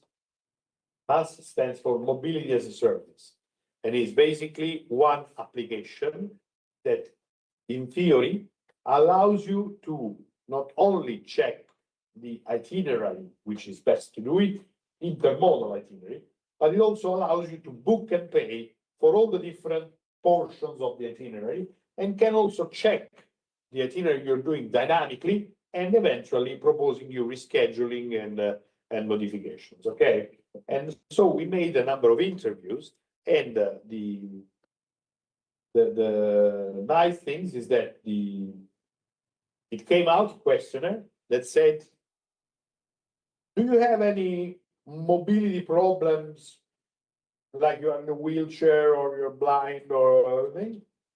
Or do you have any other problems, like, I don't know, you have children? Okay, so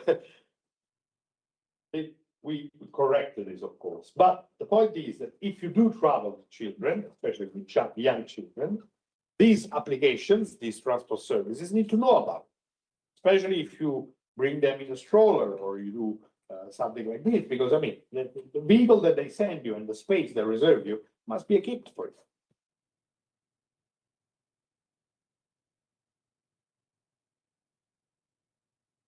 Then we formalize the vehicles. The generic vehicle J has a capacity.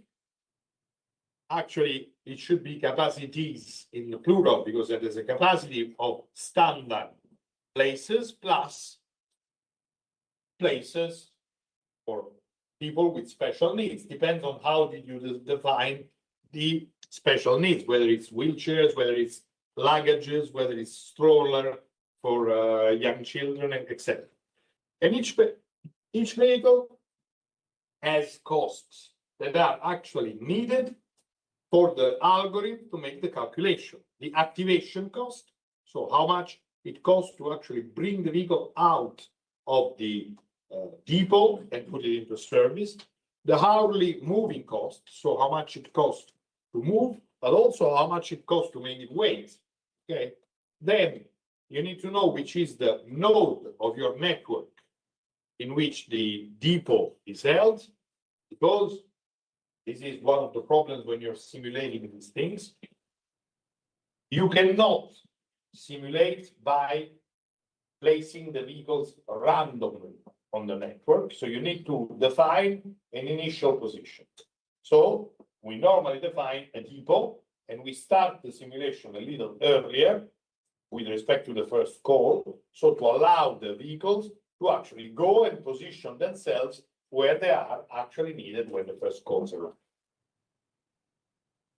The maximum working period or the maximum range are both a limitation in the number of kilometers an hour the vehicles can be used. And the first depend on the fact that if you actually put a driver on board, the driver cannot drive longer than a certain shift. So you need to know. And of course, the range, it depends, because if you're having an electric vehicle, the electric vehicle has a certain battery capacity, and you need to know whether you have enough energy left to actually operate the task that I'm giving to the vehicle or not. So which are the solutions? First of all, we need to define the actual pickup time and the actual delivery time of each customer. Normally, the actual delivery time minus the actual pickup time needs to be smaller than the maximum arrival time. The time window means that the desired pickup time needs to be smaller than the actual pickup time, and the actual pickup time must be smaller than the desired pickup time plus the amplitude of the time window, or if I have the window in delivery, it's the other way around.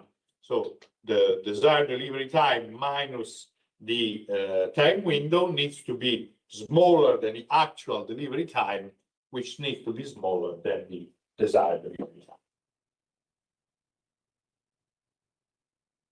It's clear? So far, it's simple mathematics.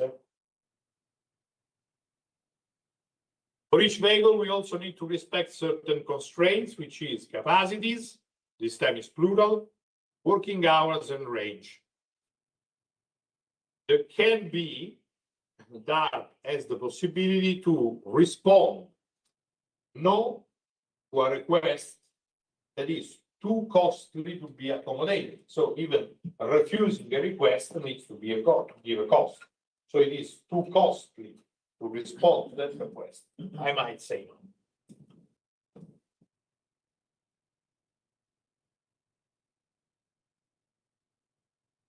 How do you actually solve this with a many-to-many problem?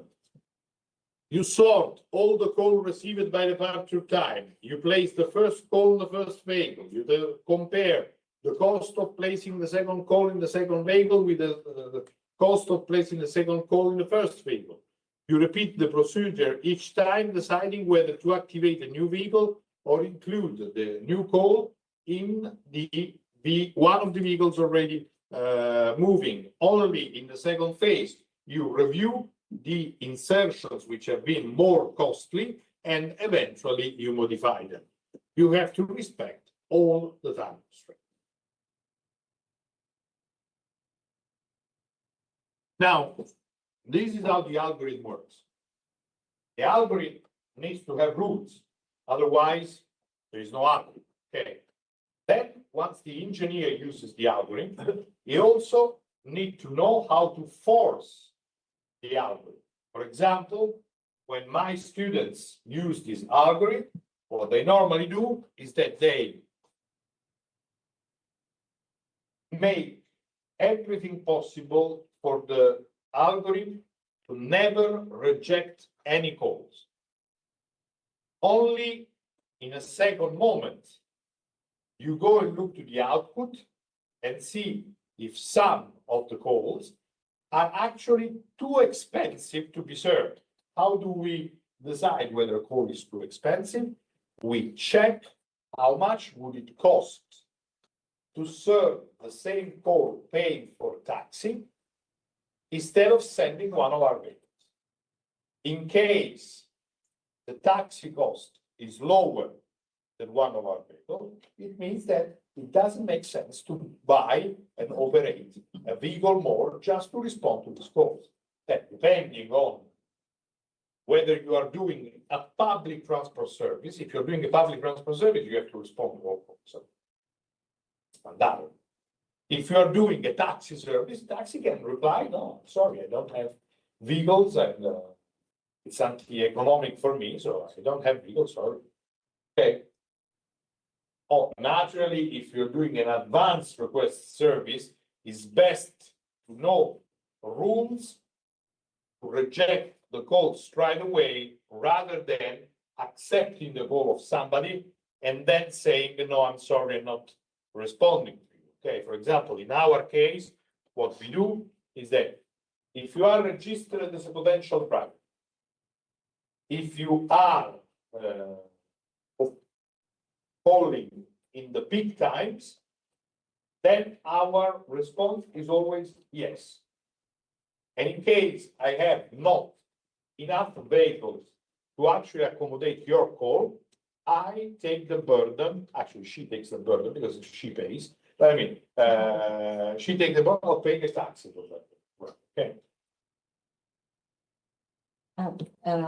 Adriano, we are talking about heuristics here, okay? Yes. So in case that you exceed the constraints, can it be that you do a different assignment from the very first moment? Because you said you generate calls, so you treat each call based on the time of its generation.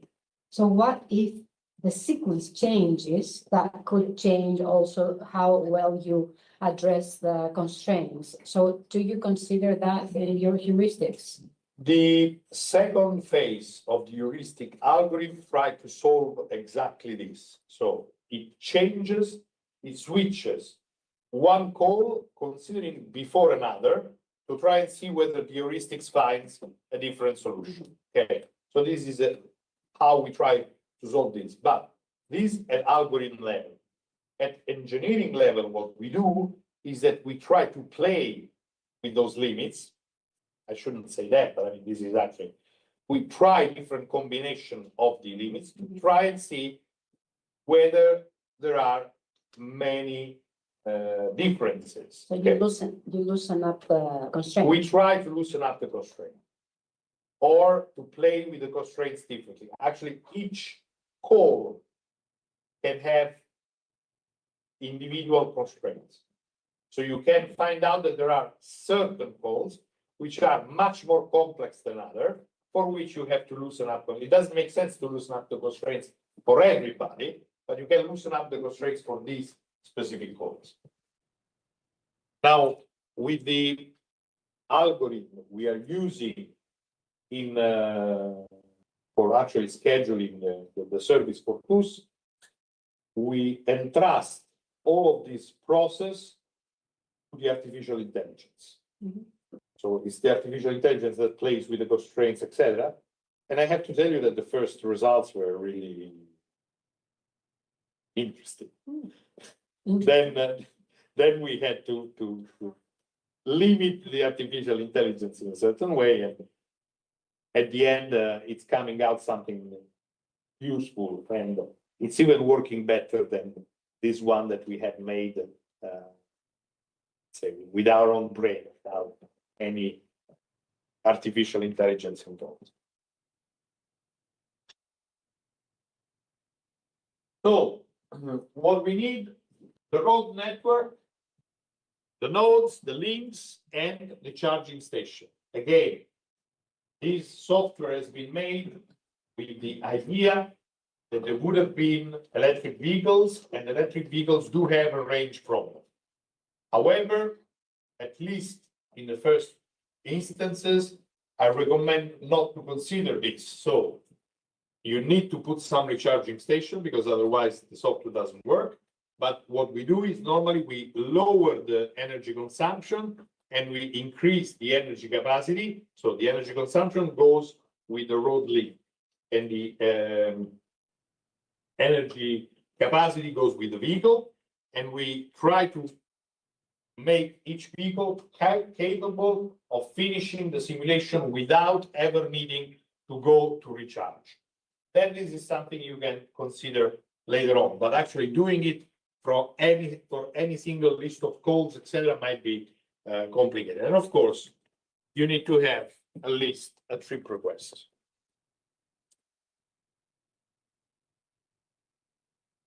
So what you have is the vehicle used, the time, the kilometers traveled, the passenger kilometers, but what is most important, the average vehicle occupancy, which is the ratio between this one and this one. Okay.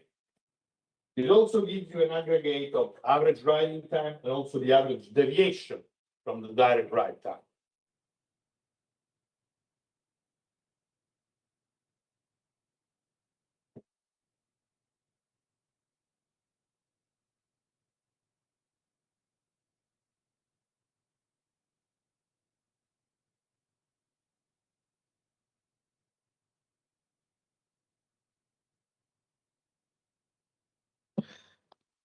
It's very, very long. There's plenty of slides explaining each single step of the software, how to prepare, how to make it run, etc.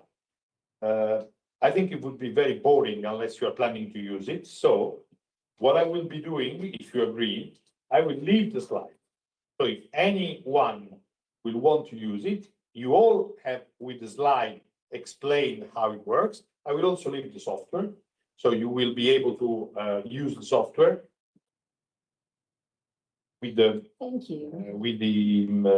let's say, I ask you not to distribute it, but besides this, I mean, there is no license that this is a research product. And of course, I will leave you my contact details. So in case you're actually using it, you will probably need my help. Okay, because this is something which is not self-explanatory. Although I have to say with the self-explanatory sentence, I have some problems because I always feel stupid. For example, I'm really not into Mac and iPad and iPhones. Each time I have to use it, I try and I always don't know what to do. And each time somebody replies, but it's self-explanatory, I say, okay, I feel stupid now. So I prefer the others, okay? I prefer Google, I prefer Windows, I prefer all the others. I have a mental block against anything that is Apple-based. But in any case, in this case, it's not even said to be self-explanatory. So what do you get first? You get a summary that says the number of nodes, the number of links, the number of requests. You see, type A passenger. A normally is the person who don't require assistance, who don't travel with luggage, who don't have anything. Then you can define your own type B passengers. When you make dimensioning, normally you tend to neglect those. Okay, so we often put 0 here. Rejected request, available vehicles, used vehicles, total traveling time for the vehicles, idle time, total distance traveled, the distance traveled empty. Actually, this is a software that already gives you the final solution if you apply it to on-demand services, so with a professional driver on board, or with fully automated services, okay? So with nobody who needs to drive on board. If, for example, you are using it to dimension a TUSS service, then this empty distance is something you have to go and have a careful look into because vehicles do not travel empty distance. So you have to check when you have to send an operator to reposition the vehicle, or whether you can actually slightly change the routing so that the vehicle can actually find the new driver before it is left idling. Average occupancy down here. DARP, being a many-to-many service, is not really very good at doing average occupancy. Okay, 2.4 is not bad, but it's not very high. Okay, as I said, I mean, with TUSS we have achieved 3.4, which is significantly different. It's the difference between bankruptcy and gain. So, besides this, the outputs will also give you what happens vehicle by vehicle. So it tells you vehicle number 1, it started its simulation at 8:00:09, starting from the depot. So plus D, it means it gets out of the depot, and it goes to node 6 when it picks up passenger number 1. Okay, and then you will see that when there is a minus, it means that it's delivering, not picking up. And so you see whatever it makes. Here, you can see how many passengers there are on board. 0, 1, 2, 3, 7, 6, 7, 6, 7, 6, 5, 4, 3, 4, 5, 6, 7. Okay, so this one is almost never empty, except here. When it leaves node 100, no, you see, it is 0 here, that goes from node 41 to node 41, so it's stopping basically. And so it is okay, even in case you don't have a driver.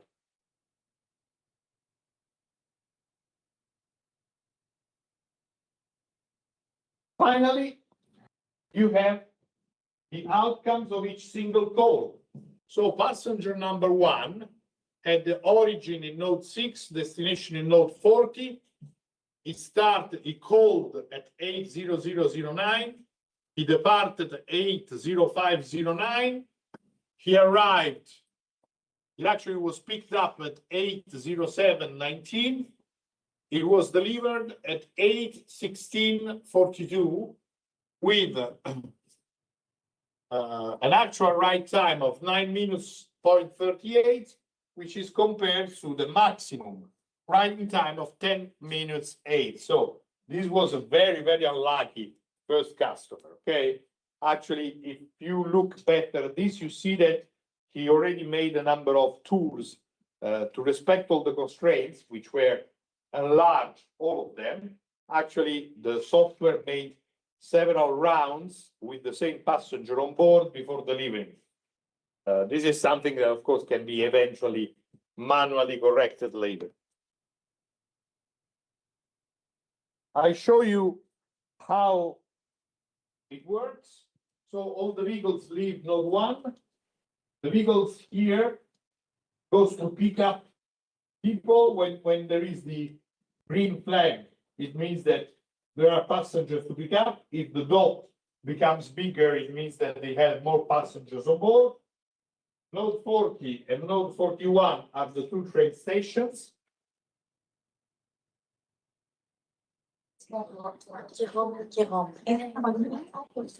And this is the beginning of the loading, while this is what happens during the peak time.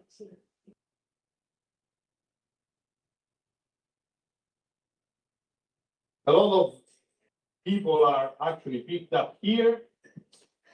And you see all the vehicles. This is the main residential area. This is the secondary residential area, and the station, the other station further away. So to conclude, on-demand services can be a solution to public transport inefficiency, especially in peripheral areas, but paying professional drivers for a limited number of passengers and for a few hours is the financial killer of whatever service you try to develop. Okay. This is one of the reasons why, if you want to investigate applications where automated vehicles can be used, this is one of the cases. Because paying a driver to be waiting is the worst possible thing that you can do. Actually, you know, the taxis remain in service, well, first of all, because they have very high fare, and second, because they basically are not paid to wait, and is themselves, is the drivers that are not paid. Okay, so they are the entrepreneurs that buy the taxi, pay the fees, they wait, but they are not paid. In the United States, where the taxi drivers are not the taxi owners, taxi drivers are not paid while idling. If they wait, they're not paid. They only paid if they drive. Same things, and I don't know if you have Deliveroo or Globo or these things with the riders. The riders are not paid while waiting. E-food. Combining sharing and pooling in the ultimate sharing service is a possible solution. Dimensioning on-demand services or the ultimate sharing service is done in the same way, defining a list of trip requests from the demand and simulating the supply. The cost of the service is competitive with that of public transport. Of course, it provides better service and can become profitable in certain areas, provided that you don't have to make many empty vehicles reposition, because otherwise this one is a killer. Okay, it is 2 hours that I'm speaking. I think that it can be enough. Of course, I am available for questions right now, or if there are questions online, or if you have anything that it might come up to you later on, you are free to email me. Thank you.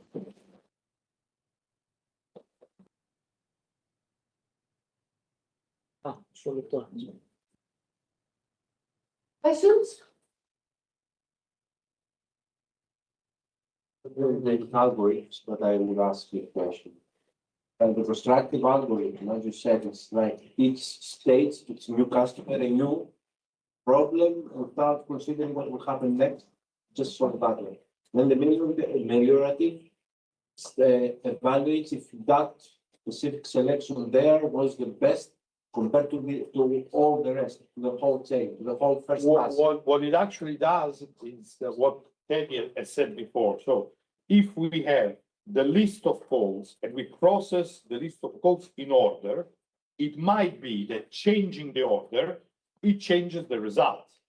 You cannot do all the tests, but you can actually single out the insertions in which the costs were closest to the limit. Okay, so if these were difficult call to insert, you try to reevaluate by switching the position in the list, having the next call evaluated beforehand. This way, you actually see whether these changes. Yeah, but this goes back to constructive algorithm. Goes back to the constructive. To go back In case there is one switch, you have to redo the constructive and eventually run again the ameliorative. I want to say to ask if it was an iterative or just two phases. One phase is the first stage, the second stage, and again, from the moment if there is a change, you have to redo it again until you. From the information science point of view, I think it could have been done better. This has been done, this algorithm has been done by transport engineering students, which are good with the software, but they're not actually studying software optimization. So I'm sure that there are other ways of doing things better.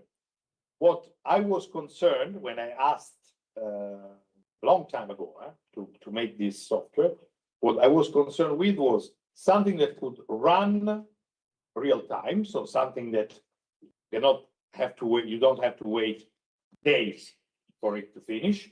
And the second thing that it does, it gives you a solution. It needn't be the best. So of course, better is better, but trying to do something to have the best possible solution, in my experience, is counterproductive. If you can get one solution, having this one solution is better than nothing, and then you can work to eventually improve. Please. What problems did you find across both developing and applying and testing during the application? You mean the services or the algorithms? The service. Oof. All possible problems. We had them all. Okay. The one with the drivers in L'Aquila, I already told you. I mean, they were feeling the technology every time. With TUSS, we had all sorts of problems from the app point of view. So when you actually install the app on a mobile, it doesn't work exactly as in the other mobile. So you never know exactly why it failed or why it didn't deliver. But then the main problem is the behavior of the people. As I told you, I mean, this is maybe worth telling. We had 12 students that had to go at the same lecture. They booked the service the first time. Each one was registered as a driver. And the algorithm picked the driver, and they didn't like the driver picking, so they decided to exchange. But exchanging was actually not possible because I need to know who's driving for legal reasons. So I told them this. Actually, the guy that was doing the management, when they saw them arrive, yeah, and so they decided to force the system by doing this. They still booked for 12 at the same time, but only 2 out of 12 were selected as potential drivers. So, according to them, the system need to select those 2 drivers. Okay. What happened is that one of the 2 drivers didn't put call the request on time, so they had 11 people and only 1 driver. So the system gave them a big of 8 passengers with 1 driver. It's the biggest we have.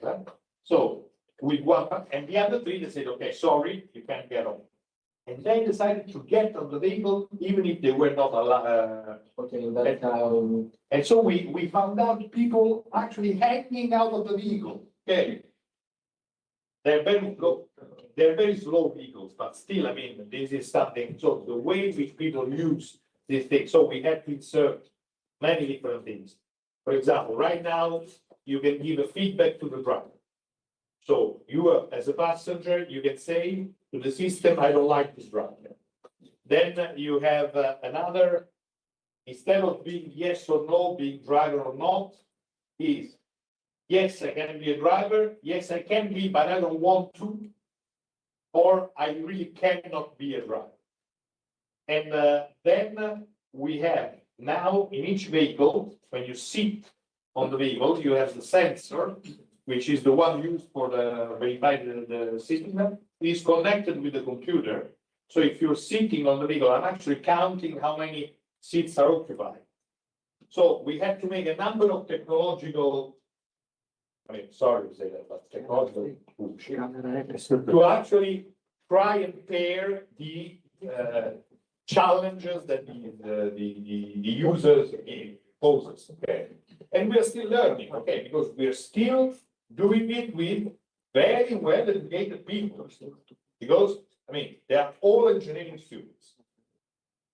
Imagine what will happen when it goes to somebody who is not trying to be smart. He really doesn't know what to do. So commercialization is not a scenario that is coming on. We are commercializing. We are commercializing it. Actually, the app, I think I have it on my mobile.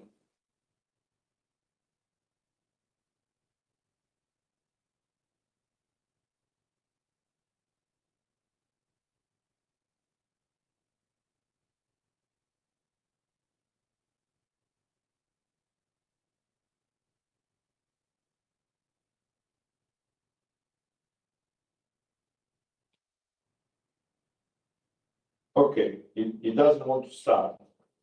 That's why you can never do demonstration online. But I mean, But it's available online, you can download. it's available online, you can download it, yes. You see right now, well, you see it's in Italian, so there's not much to see. But I mean, right now here, for everything you have tutorials. Okay, so you can learn how to register, how to reserve, how to navigate, how to do a number of things.